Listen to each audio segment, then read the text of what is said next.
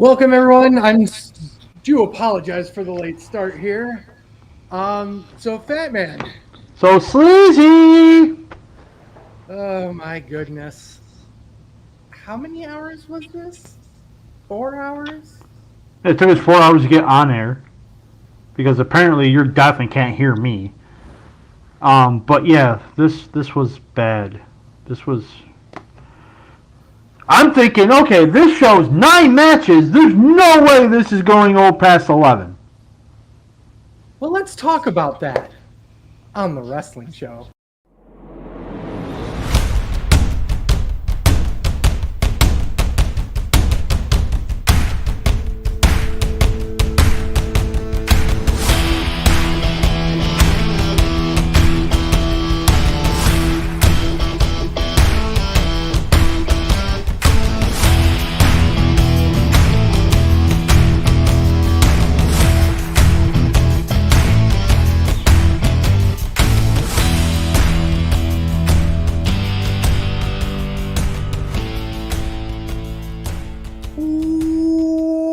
Welcome, everyone. This is Sleazy. This is the Fat Man. I'm on location this week. God damn, pal. I'm in my hotel room in Buffalo. So yeah, Goes to Buffalo. it's a paid work trip, bro. So, Take advantage. taking advantage of it. Today we have the man of 1,000 marks. Chip Willett is with us. What's going on, guys? And you mean to tell me you did not expect the New Japan show to go 4 hours? Oh. How about, here's the thing, it shouldn't have gone as long as it did. No, I agree. Yeah, I definitely agree with that. Well, let's get right into this. I know Fat Man's kind of on location, so to speak. Chip is along with us for the ride for New Japan Presents All Elite Wrestling Presents Forbidden Door 2.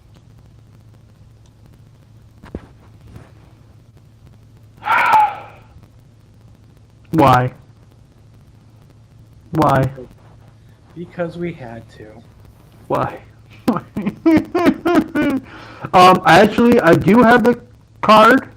I do have John Canton's star ratings. Obviously, because Pluck Dave Meltzer's star ratings are not out yet, and he's going to overrate the shit out of this show as always. Oh, of course. Of course. So, did anyone watch the pre-show? Yes, I did. Oh, fuck no. I It actually was did already watch. 4 hours long. I actually did watch the pre-show too. I didn't rate anything on it, but I did watch the pre-show also. I thought Fuck you, then.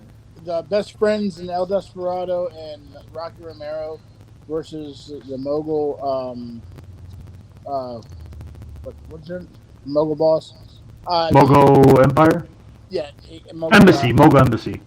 I thought that it was a good pace match. Had a lot of action in it. Gave it 2 3/4. Yeah, I actually rated the pre-show. What a Would you- fucking mark. Yeah, well, yeah.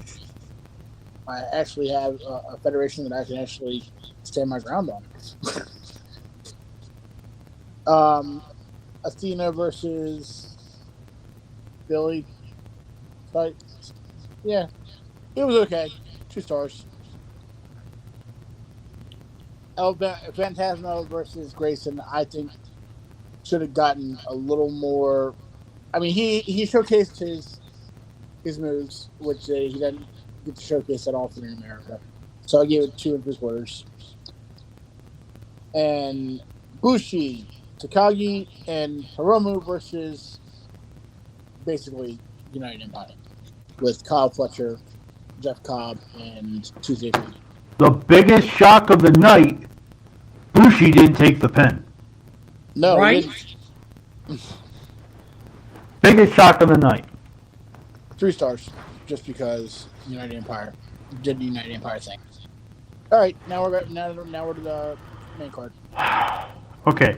Forbidden Door opens with, cause fuck you, AEW title match. MJF versus Hiroshi Tanahashi. 15 15 minutes and 30 seconds. Kent gave this 3 1/4. Chip. I enjoyed it. MJF did his normal spots, and of course he won the heel way with the diamond ring. I gave it 3.5. I agree with Ken. I gave it 3 1/4. It was better than I thought it would be at 3 1/4, even though it's MJF. And Tanahashi's way over the hill, in my opinion. He can have good matches, but nothing better. Didn't mind the finish, but it was kind of set up weirdly to where, like, he did a cut about. Yeah, and it just seemed off. And no doubt in the winner, which you're going to hear me say a lot tonight. But yeah, there was no doubt that MJF was going to win this match. Oh, for sure. And I think one of the biggest problems here is that you have Tanahashi, whose knees are absolutely destroyed at this point. I mean, there is. He has much time left. Yeah, and he's probably doing G1 again this year, right? I believe. Yeah. Yes. Mm-hmm. So we're gonna see him sporting the Stone Cold Steve Austin special soon if he keeps this shit up. And you can tell that he's off by half a step.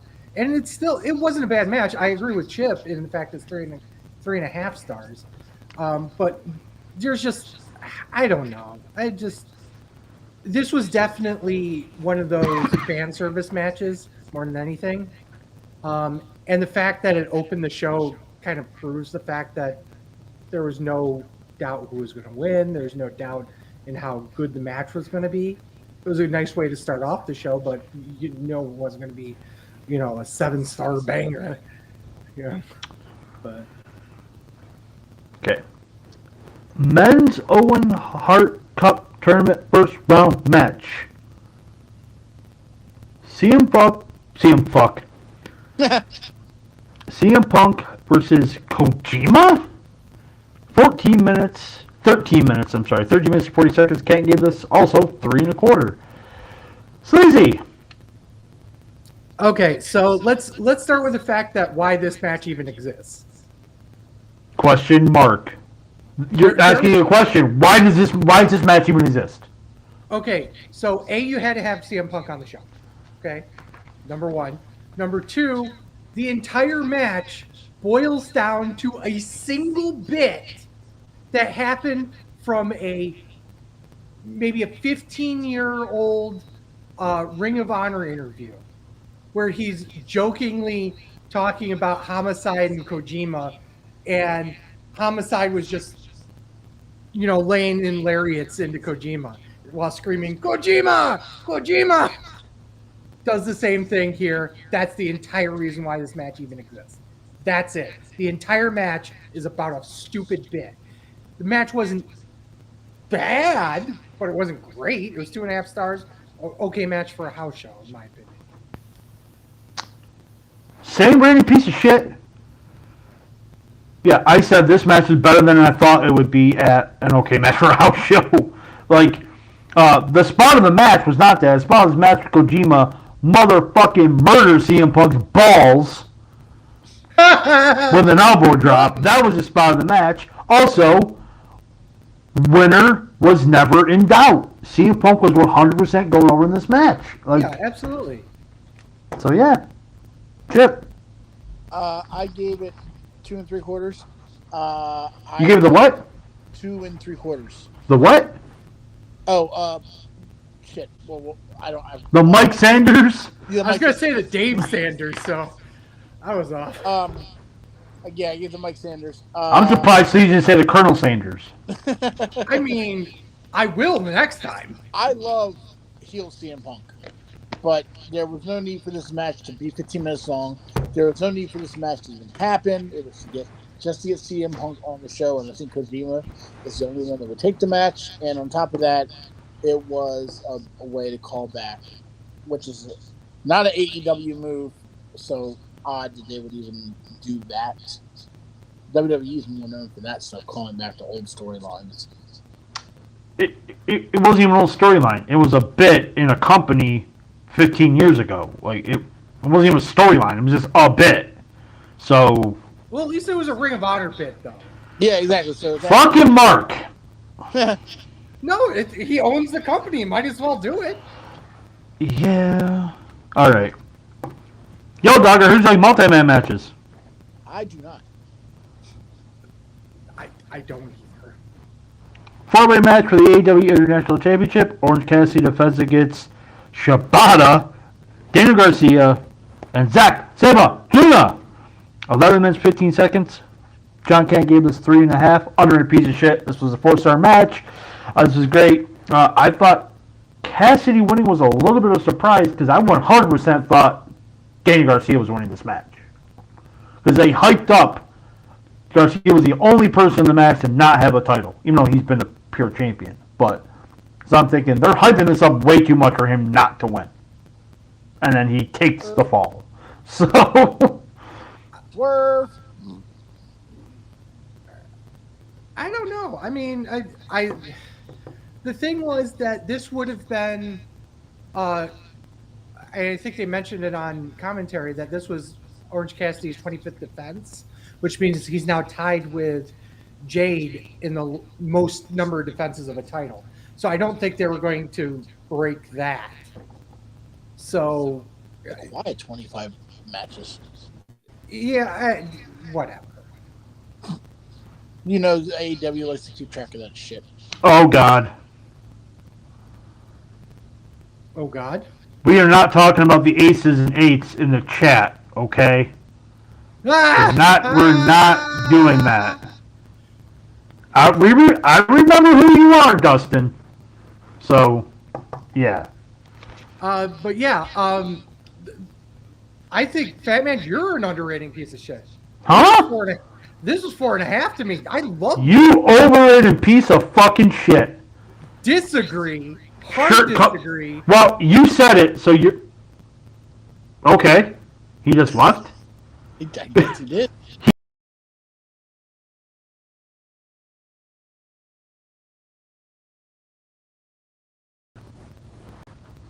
Here? I don't know what happened there, but the only thing that So even your computer thinks you're an overrated piece probably, of shit. actually. But yeah, the only thing that I didn't like was Garcia's dancing. I know it's his bit and everything, but I'm just not a huge fan of it because I don't think it really. I don't know. It doesn't fit him. It doesn't fit him. It doesn't. It really doesn't fit. I understand why they're doing it because he's part of the sports entertainment. Yeah, he's a sports entertainer. Yeah.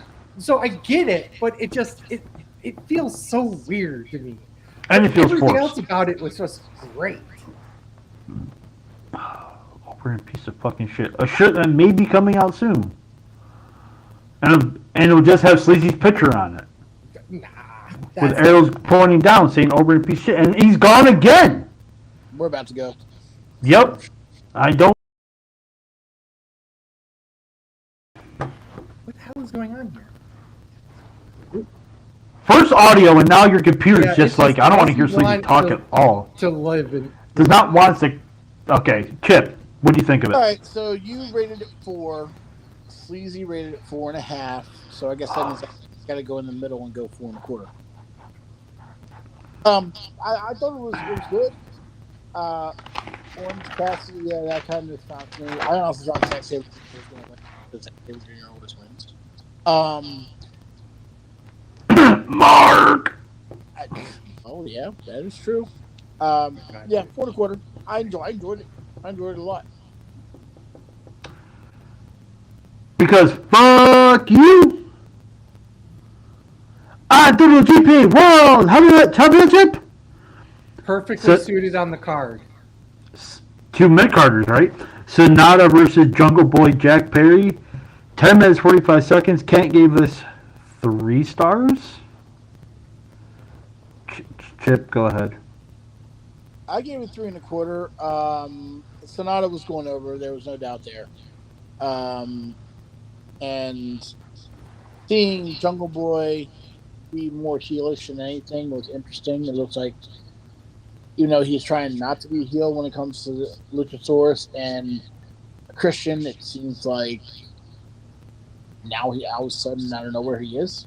So I don't really get that. Didn't really work for me, but pretty cool.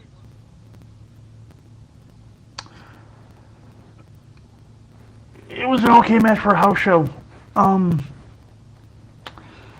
This could have been better than it was. I don't know what's going on with Sonata ever since he became world champ. His match has been. I mentioned this when he became. I don't know why he became. Cutting came out and all of a sudden he was champion.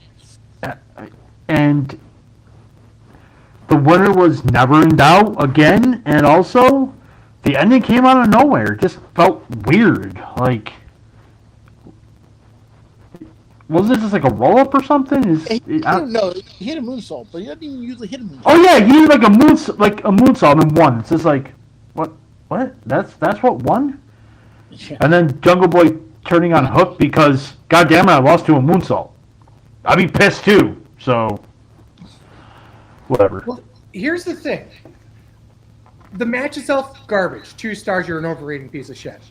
But it makes sense in the storyline progression of Sonata even fuck who he was. Didn't even care. He just beat the ever-loving shit out of him and beat him with a secondary signature move. It's like Sami Zayn pinning somebody with a blue thunder bomb, effectively. It's like someone losing to the Falcon Arrow. There you go. Good analogy. But the thing is that he got so disrespected in the match because he was nowhere near that caliber to be challenging for that title. That he's like, fuck you guys. But you just pulled the Ryan, because in that sense, then everyone in AEW isn't at that caliber because he's had competitive matches with almost everyone he's been in the ring with, except for Sonata. Not necessarily, because you could justifiably say that Jungle Boy's mindset wasn't in it for this match, because it wasn't a title that he should normally be able to hit. It's not normally a match you've been able to do, and most importantly, fuck all of you for getting red shoes over your IWGP World Champion. Go fuck yourself, you fucking goddamn marks. Sure. Hey, Dad, you want to come over? Oh, I confused Dustin with someone else. Sorry, Dustin. My bad. But I do remember you. Now you mentioned that. Okay. Yo, dog, I heard you like tag team matches. I do not. Blackpool Combat Club, the less over of the Umanos, and Take a Shitta versus King of the 2-star match, Eddie Kingston, Ishii, and the Elite. 21 minutes and 25 seconds. Fuck Dave Meltzer gave this 4 stars. Chip. I thought it was John Canton. Oh, it is John Canton. But fuck, my bad, but fuck Dave Meltzer's going to overrate this too anyway, so it doesn't matter. Yeah, he's probably going to give it. I'm going to give it a 4.5. I enjoyed it. You gave it what? Yeah, you gave it the 4.5. Overrating piece of shit. Okay. I enjoyed it thoroughly. This has been building for a while. The storyline finally came to a head, and I just love the Blackpool Combat Club. And you add Shota in there, and who else? Who's the other member of it? Umino. Shota Umino, the roughneck. And Take a Shitta. Takeshita, yes, Takeshita. It just strengthens the Blackpool Combat Club. Sorry. I just think the Elite is just. I mean, they're going at it. They're still going at it, but I think they're starting to fall off. They're losing it for me. I mean, when the Blackpool Combat Club came along, I stopped paying attention to the Elite. Period. Wrong. When the Blackpool Combat Club started going to New Japan, you stopped paying attention to the Elite. Bring your Markism into it. That's why we call you the Mark. We love you for that. So tell the truth, even though you are a fucking Mark. That's why. Yeah. Ah, come on, man.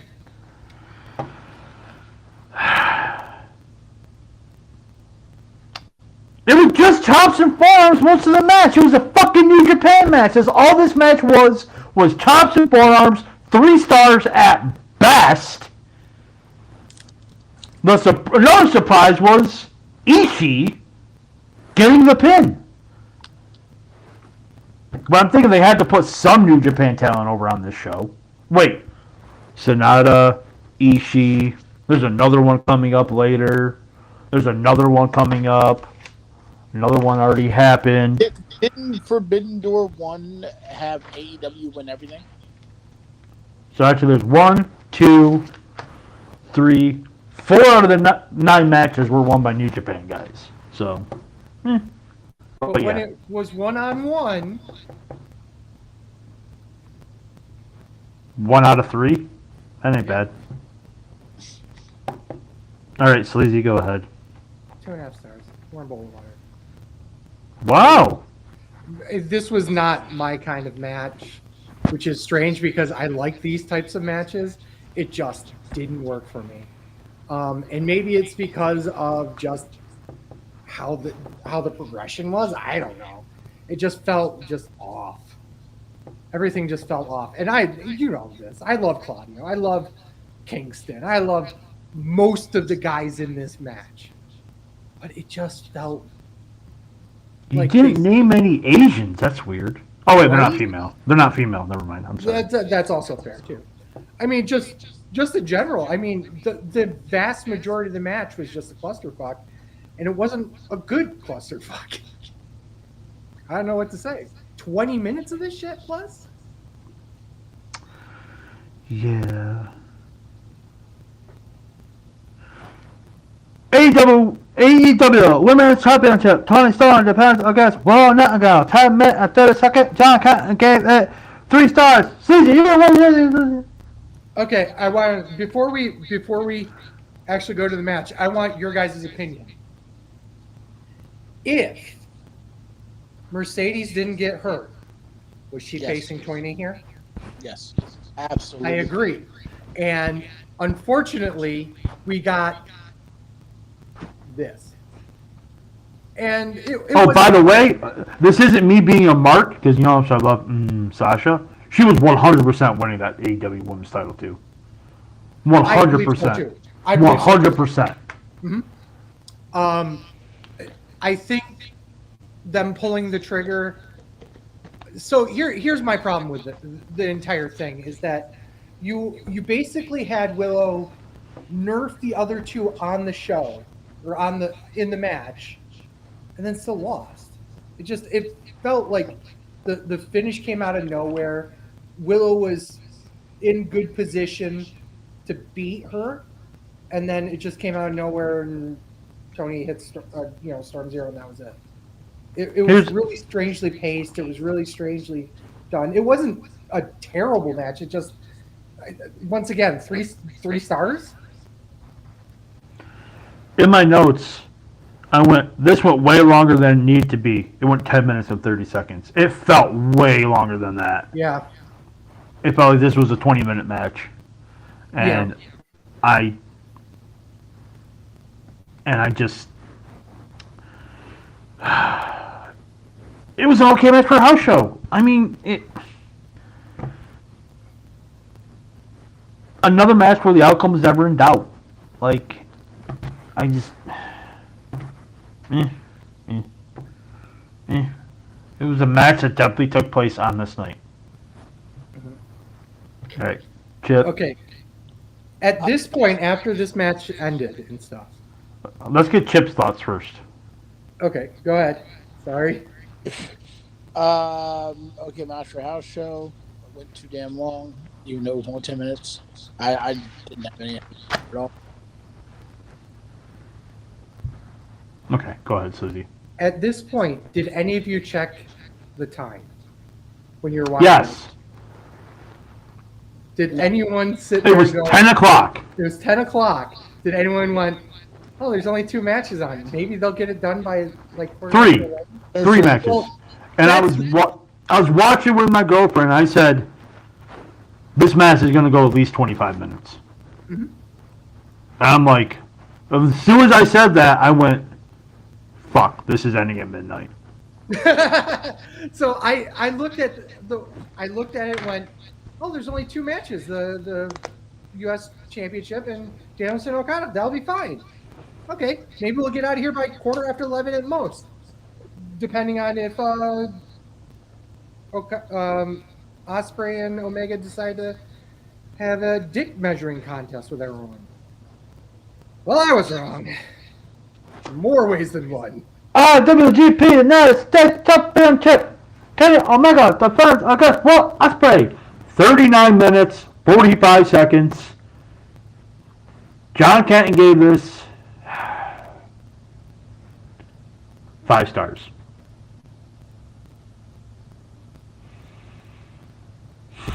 Who's starting this?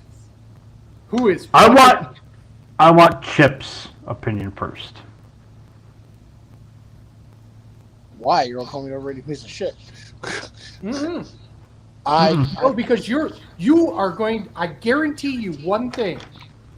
You're going to be in one of 2 camps, and there are 2 very loud camps in this. So. I enjoyed the match thoroughly. The whole I mean, it had to be done to say fuck you, Kenny Omega, to have Don Callis in Will Ospreay's corner. Plus, it helps elevate Will Ospreay as the heel in this. And Will Ospreay finally got his redemption song. 5 stars. Overrated piece of fucking shit. Okay. Dick. This match was better than a 4-star match, but I rated it 4 stars. The last 5 minutes of this match ruined everything that they did up to that point. It is what's wrong with professional wrestling today, especially in AEW. They don't know how to tell. Oh my God, there he goes again. There we go again.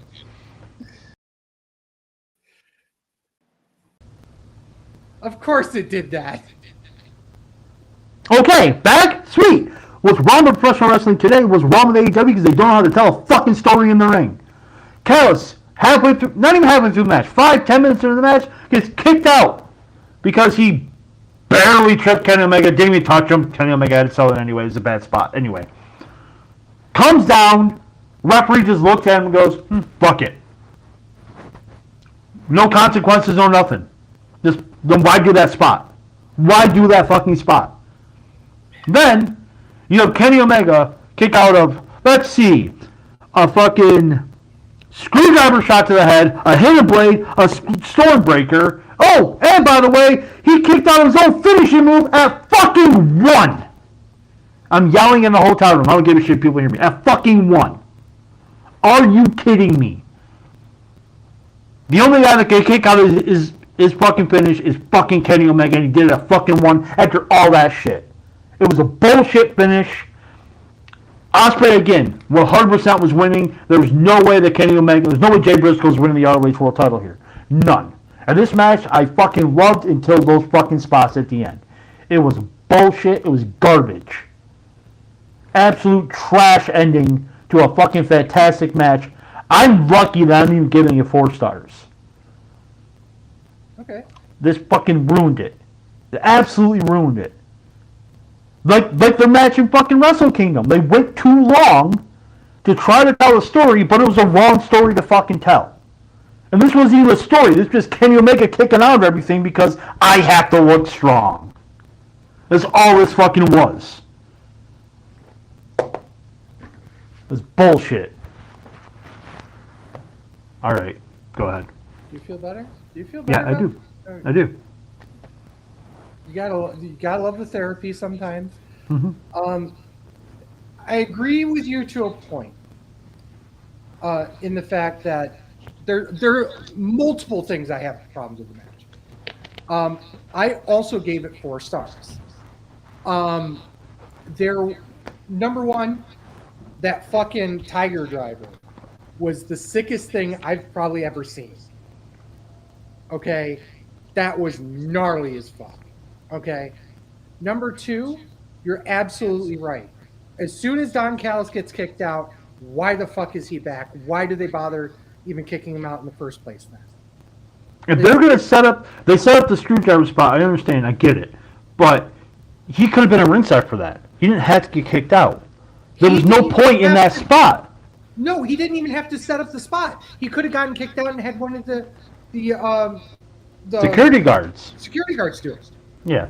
You made the referee look like shit. By the way, I want to also point out this is in Toronto, Canada. Canadians own Kenny Omega versus Britain's own Will Ospreay for the New Japan title, the United States Championship. At least the ref was American. What's that? At least the ref was American. The ref shouldn't have been reffing the match. He was an AEW ref. Right. What the fuck are you doing? So we got that part out of the way. We got the shitty Don Callis part of the way. We got the fact that the match was nearly 40 fucking minutes long. I was bored halfway through. Okay? Because they just wouldn't stop. Tighten it up a little bit. One last thing that nobody has said over everyone's review of this match. Everyone's like, yes, no, it's terrible, it's great. It 100% did not need any blood. No. I don't understand why they thought they both should gig in this match. I don't get it. They did not need this. So I'm going to disagree on half that. Ospreay bled in Japan. Omega should have bled here. But they did not both need to gig. Neither one should have bled in either match. Right, but I'm just saying, for the story purposes, if Ospreay's bleeding in the first one, even if it was hard way, they can make that into a story where he busts Kenny Omega open. So I get that point, but Ospreay 100% did not need to bleed in this match. Did not need it. Did not need it. It wasn't necessary. It was absolutely not necessary for the match. There's another thing people are talking about is our New Japan rules AEW ref, but they were outside the ring for like 3 or 4 minutes at a time with a 20 count. So it's just AEW refereeing. They just don't care. Why is there refs at all in AEW? Why? Right. They're pointless. Make every match a no DQ, no count out match, and they just stand there. That's all they need to do, because that's what the refs are good for. They don't fucking know how to count. They don't know when fucking who's a legal man. They just let everybody interfere. But then when it comes to a fucking hot tag, oh no, I didn't see that tag. It's not allowed. But yet you're allowing everyone to fucking come in and out of the ring. Yeah. You're allowing fucking managers you kicked out back at ringside because ... question mark. They look like garbage. They have been since the beginning of fucking AEW. And this is what the fan base does. It doesn't matter. Yes, it fucking does. It ruins matches like this. Especially if you... I want to point out that we're bitching about this match, this terrible match, at 4 stars. Even by our own admissions, it's frustrating, is what it is. Because to me, this was on a 5-star match level. The last 5 or so minutes of this match killed it. Even asked my girlfriend. I was just screaming, "Fuck you" for the last 5 minutes. I'm like, "Fuck you, fuck you, fuck you, fuck you." Fuck you, this is bullshit, fuck you. It was stupid. It was dumb. I'm just like, the match was great until then. And then it just ruined the whole fucking match. Yeah. It's terrible because you expect so much from these guys. And honestly, they tried to outdo themselves and made it look worse. This match was going to be way better than their New Japan match. And it was on that trajectory. And it killed it. It 100% killed it. Callis killed it?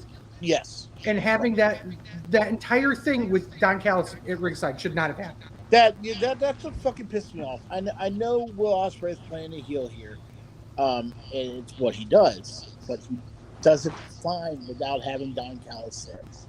and Don Callis kills everything he touches, and this is proof because that was my only drawback of the show or that match was Don. Here's the thing: it's not a Don Callis fault. No, it's a creative fault. Yeah. It's a creative fault, is what it is. Tony Khan being a fucking mark. Tony Khan doesn't know professional wrestling. Let's just face it. He's too busy allegedly doing coke to fucking pay attention to his own goddamn fucking show.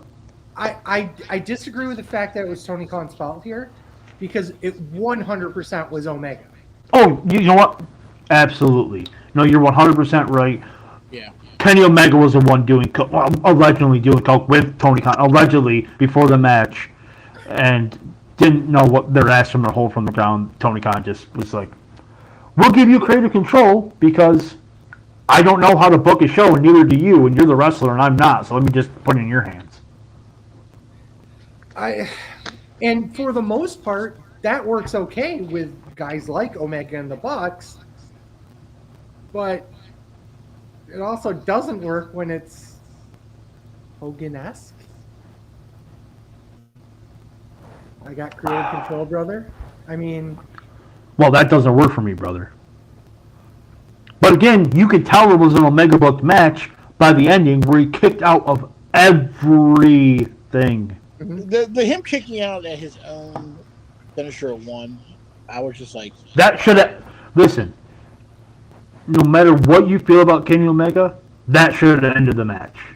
What better way for Ospreay to get back at Omega by beating him by his own fucking move? And it didn't happen. Like, it was so frustrating. And then, if he kicked out barely, I'm like, okay, but he kicked out at one. And this is after everything else. And I think he kicked out with a fucking Stormbreaker and another hidden blade after that. And that's the thing, Stormbreaker is... And the Tiger Driver. That no one kicks out of. That kind of pisses me off. So... Here's the thing. If that spot happens 20 minutes into the match and he kicks out at one, I'm okay with it. I'm not okay with it. I am because you can still justify you still have to justify the fact that Shawn Michaels' super kick is not good or is way better than I'm trying to think of somebody who's using it as a transitional move. Everybody does a super kick. Everybody does a cutter. But only a few people, Randy Orton, Stone Cold Steve Austin, Shawn Michaels, those guys finish people with it because they're masters of it. You can't expect Will Ospreay to be master of the one-winged angel. One-winged dickle. One-winged dickle. All right, let's move on because I'm going to have an aneurysm. Oh. And then this match happened. Yo, dog, I heard you like tag team matches. I do not like trios matches that end like this. Sting, Darby Allin, and Naito versus the Suzuki Gods, which is Chris Jericho, Sammy Guevara, and Murder Grandpa. 15 minutes and 10 seconds. Can't give this Oh, fuck. an okay match for a house show. I Sleazy. Okay, here we go. Let's say this on time. 1, 2, 3. Overrating piece of shit. Yeah. 100%. And even Chips on this board, right? Oh, God, yeah. This was set up so that we had on one side all the wrestlers of AEW and New Japan where the crowd sings along with the theme song versus Darby Allin, his dad, and some rando Asian / Mexican. I'm in a bar one night. It's just, what the fuck? This was Botch Fest City, and the finish was absolutely I can't even say. Garbage? Trash? Ridiculous? Stupid? Wait. Dumb. I wouldn't say For you, Ryan, bad. it was dumb. It was effectively bad. It was Dumb. meant to cool down the crowd, and it sure as fuck did. I mean, the ending of the fucking Osprey match should have cooled down the crowd, but they're from Toronto. They don't know any better. The only thing I wrote positive about this match was it was in the perfect place. The dead spot? Yeah, okay. He's got us both, Fat Man. He's not wrong. And that's the only Wow. thing about this match. I gave it 1 3/4. Everyone in the fucking match needs to retire. Just Jericho's 80, Naito's 96, Sting maybe 82. I don't know. They all can't move. They can't wrestle. Murder Grandpa may be the youngest out of everybody. They just all need to go away. And then there's Darby Allin and Sammy Guevara, who were like 5 years old. Yeah. But everyone else just needs to go away. Let Sammy Guevara and Darby Allin have a match there. No one else needed to be there. I'm sorry. It was boring. It was a perfect cool down match, and that was it. There's nothing else I can say positive about that match. Chip, you know how much I love you, right? I'm a very piece of shit. So. Fuck yeah, you are. Half a star. I think I'm overrating it a half a star. God, this was trash. A clusterfuck, a mess of tartary, trashery. Sting, no selling, going through a table after almost dying through the spot because he had to get the hot tag when there's another member of his team who could have gotten the hot tag. What was this? Garbage. Absolute garbage. The funny part is I'm closer to Chip than you. I gave it a 1.5 stars. You fucking overrated piece of fucking shit. Hey, I sang along. He drank the Kool-Aid. I don't care. If he wasn't Asian, Sleazy would not be singing along with that. Well, notice I didn't sing along to Judas. That's what I'm saying. Match was terrible. Canadians. Sting almost died again. And now AEW pay-per-view. I mean, didn't he almost die twice? Because he took like a freaking... He fell on his head one time, too, didn't he? He could have crushed his own ribs on that 630. It just... Yeah, why was he doing that? I don't know. I really don't know. And, he didn't do that when he was in his 20s. Yeah. Well, the thing is that there was no reason for this match whatsoever. It was only put in for a spot and to get people on. That's the only reason. You know where they could have done? They could have had the IWGP title match here. Perfect cooldown match. With 2 mid-carders in there. And by the way, there was supposed to be an Adam Cole versus Tom Lawler match on this show, too. Thank God there wasn't! Yeah, that's true, too. So Fat Man said this earlier, before we actually got on air, but I was like, how do you fit Tom Lawler versus Adam Cole? And he's like, well, you probably just give Matt, there was probably extra time given to matches. Fuck you, there wasn't. Okada was going at least at 25, and Omega was fucking off at least 35. Okay, you're going to tell me that the 8-man tag is going to go 21 minutes, 25 seconds? Yes. You're going to tell me that... Oh, shit. CM Punk, Kojima's going to go 13:40? Yes. AEW World Title's going to go 15:30? Yes. No. Yeah, 100%. You're not shaving 5 minutes off of 8 matches. You can say 5 minutes off 8 matches. Any one of the 8 matches. You can say 20 minutes off the Omega Okada or Omega Osprey match to put it down to 19. Omega's booking it. That's true. But you could have done it. At least 10 to make it 29:45. Nope, wasn't happening. 0 chance of that. Daniel Bryan versus Okada. 27 minutes and 40 seconds. There's another 5 minutes you can shave off there. John Canton gave this 4 1/4. Okay, Sleazy Sploosh.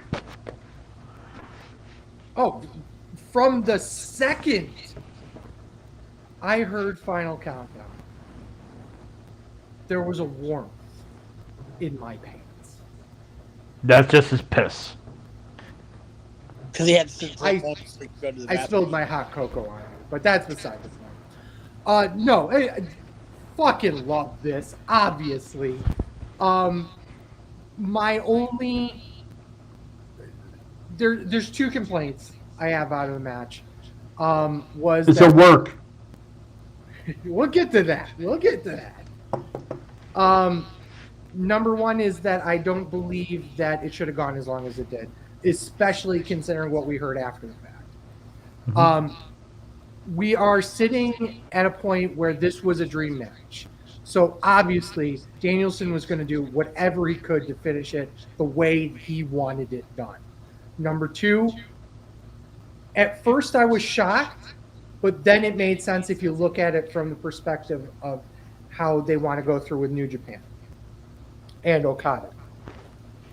I was shocked that Danielson won. Here's my thing about this. The man's a fucking genius in the ring. Okada's a fucking, amazing in the ring. I don't think it was ever going to live up to expectations. I gave it 4.5 stars. I thought it was the best match of the night. Legitimately, I thought it was better than the Osprey match. I thought now that we know that, spoiler, Ryan's arm is broken and like bad too. Apparently, it complete fracture.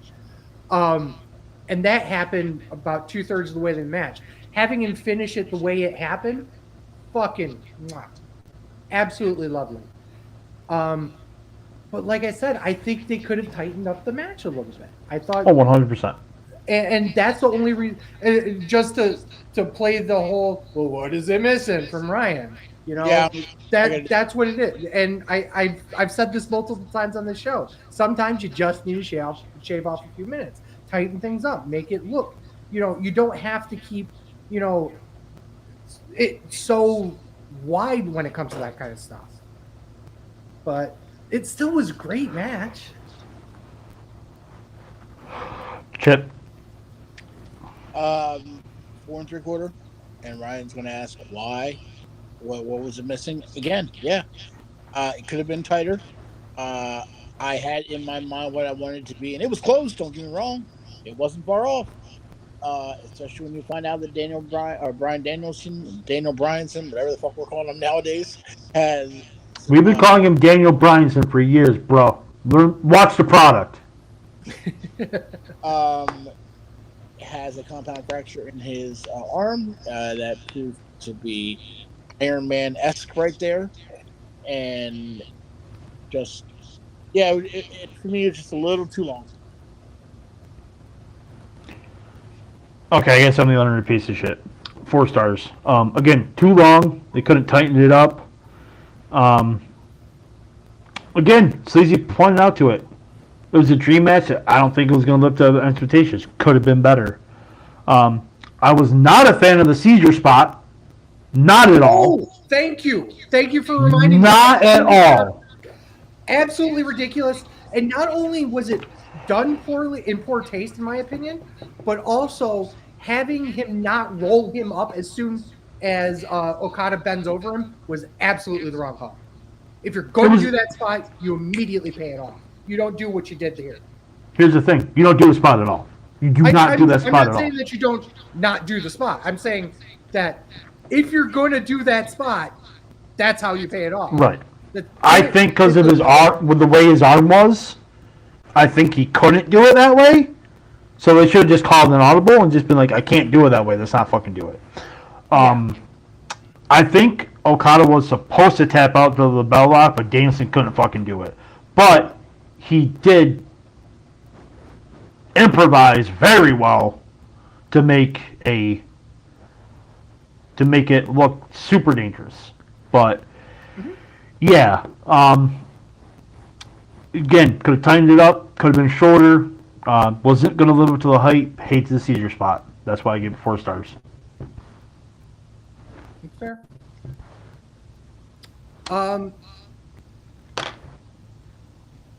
Do we go over all thoughts? Yeah, go ahead. I thought it was it was a show full of missed opportunities. They One of the biggest problems of this show was that they made too many dream matches at once. You you had you started with MJF facing the ace of New Japan. You had Okada Danielson. You had fucking Omega Osprey 2. You had all these things that they were trying to set up probably from the first Forbidden Door that turned into a fucking clusterfuck because everyone got sick or injured just before it. I think they were trying to almost in a way over deliver, and it made it so that a lot of matches didn't work the way they should have. Here's the Jungle Boy thing. turning heel was weird. Danielson winning because they wanted Okada to be on this weird losing streak again, so it could come back, you know. And win G1 again, and then win the Wrestle Kingdom. Yeah, we all know. Well, yeah, and that's Okada for you. But he's lost to Sonata. He's lost to this, which was like this big deal, you know. And you have Omega losing in a very high-profile match. You have the six-man where you had the first time ever Sting versus Chris Jericho. You know, there was all these huge fucking things that were, you know, first-time only things that I think it was just too much. It just simply was too much. They could have saved a bunch of these matches, ironically enough, for All Out or All In, and they didn't. It was weird. The thing about professional wrestling is if you you need time to tell a story. They just start announcing matches like, what, 2 weeks out? 10 days out? Mm-hmm. Like, yeah. They were just like, okay, these matches are the people, that was their problem. They're like, okay, Danielson Okada, people want to see that match. They don't care what the story is.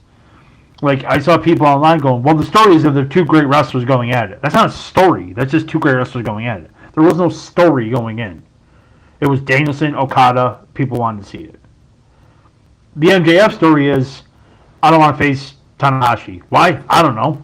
It makes MJF look stupid because, you know, you can't beat up a fucking 90-year-old man with bad knees. You're afraid of him?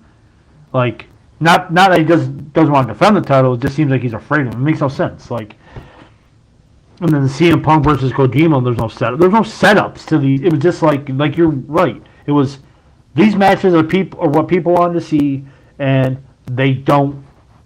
And it doesn't matter what the story is. So, you need story in professional wrestling. I hate to tell you, call me a fucking Fed shill, and if you do that, I hope you step on a fucking Lego, because guess what? Professional wrestling needs storytelling to make it get you emotionally invested. That's why none of these matches were 5 stars on this show, because it was not emotionally invested. There was no story, and the story they tried to tell, they fucked it up with Omega and Okada, or Omega and Osprey. So, yeah, just international is fine for the most part, but these Forbidden Door shows, they're already doing them on weeklies. So what's the point now? I don't. It's a stupid concept. But hey, if Impact and New Japan do, it's awesome. Just let you know. You're goddamn fucking Mark. Fuck yeah, I am. We'll be there. We'll be there. August 20th. We'll be there. We'll talk about this after our. Actually, we won't even take a break because we've gone late already. Yeah, we haven't done news and rooms in a while, and I have been too busy to write anything down. Does anyone have anything on top of their head besides Randy Orton possibly returning sometime this summer? I got a couple of quick things. Number one, okay. One is the wrestling show related. Okay. Today, I want to put over something brand new that even Fat Man didn't know about. So this is actually a surprise to Fat Man because I wanted to surprise him. Today, if you go to thewrestlingshow.com/shop, you have the opportunity to get and you can see this in the chat, are new the Fat Horseman t-shirts. They are on sale today. The actual shirt's $24.99. We also have different. We have 2 different designs for the Fat Horseman. You can get a T-shirt, you can get a hoodie, and our under the Fat Horseman 2 collection, we actually are selling a pint glass with the Fat Horseman logo on there. So check that out at thewrestlingshow.com/shop, or you can look at the link at thewrestlingshow.com, or if you're with us, obviously, you can check that out in the chat right now. You can actually see that stuff on your screen. Second of all, as Fat Man's coming back, welcome back. It's pulling me. It's pulling at you. That's what it is. I love but yes, check that stuff out. The other thing is that we had a couple of quick questions in our chat in regards to like 3 different things. Number one was Dustin, who's a part of the Binghamton wrestling community. I wanted to actually show this. What was our thought on Austin Theory beating John Cena way back in WrestleMania 39? We did the WrestleMania 39 review, but let's quickly talk about that. Fat Man, what was your thought on Austin Theory beating John Cena there? Oh, it was 100% the right call. Definitely needed to happen.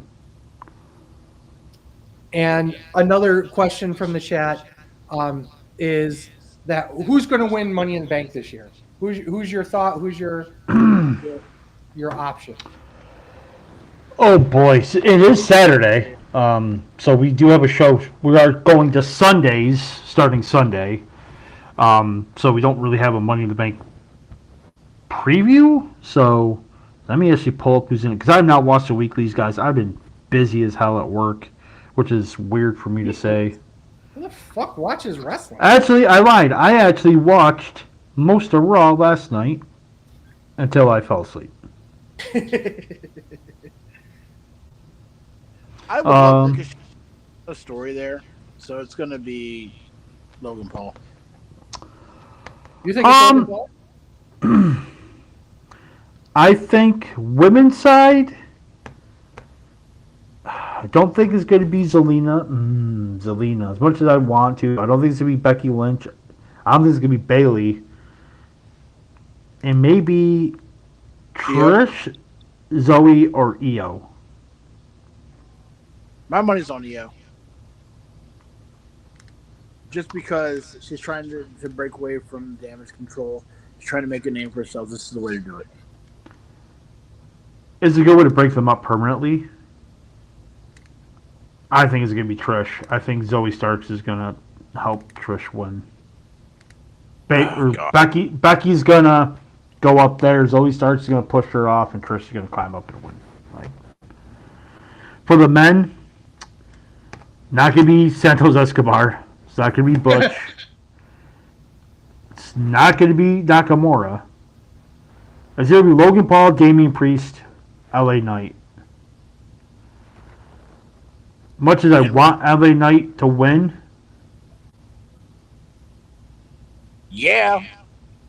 I'm going to go Damian Priest.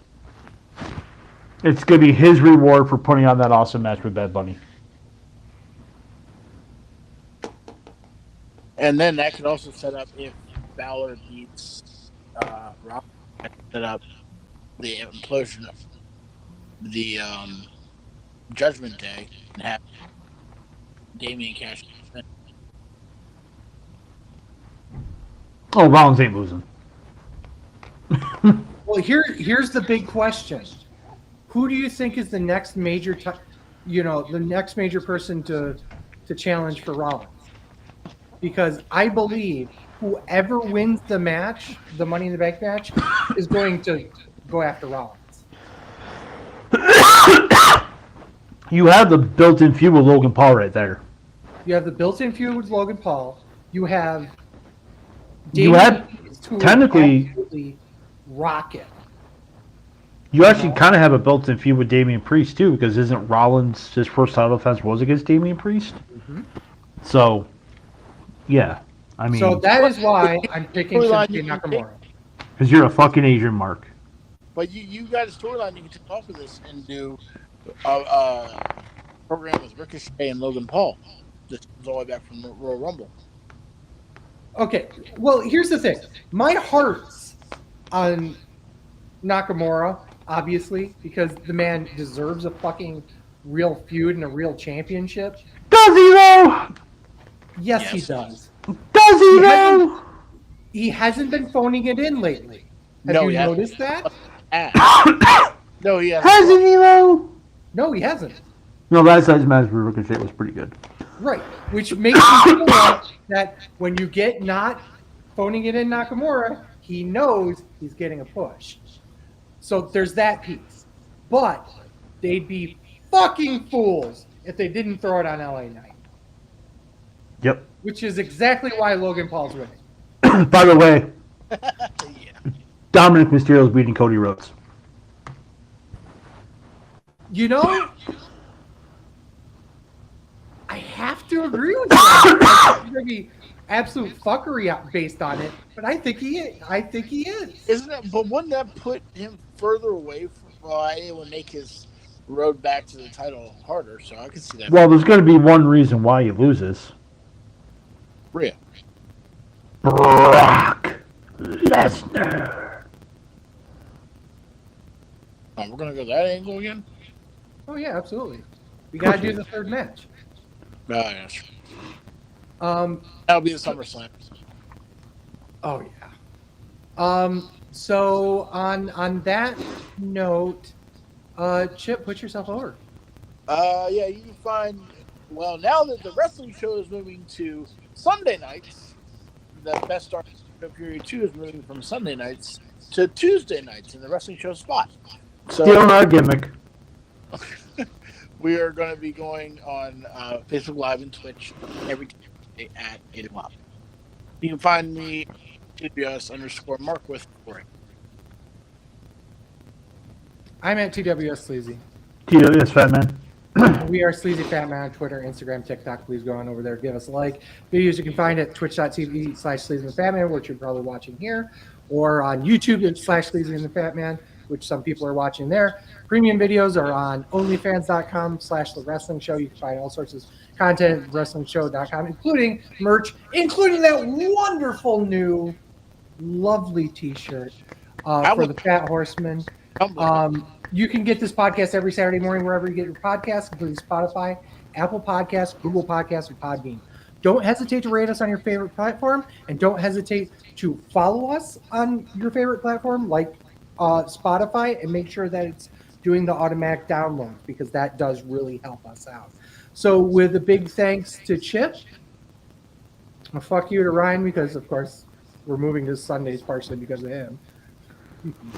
And as always, for Sleazy, For the Fat Man. this is The Wrestling Show. Thank you guys so much for listening. Peace. Fuck Dave Meltzer. I'm gonna say it wrong. Fuck Kenny Omega. A hot dog's not a sandwich. A sub is not a sandwich. I forgot my own gimmicks. A burger is a sandwich. And we will be moving again Sundays at 8 o'clock live. We will be, reviewing Money in the Bank. Excellent.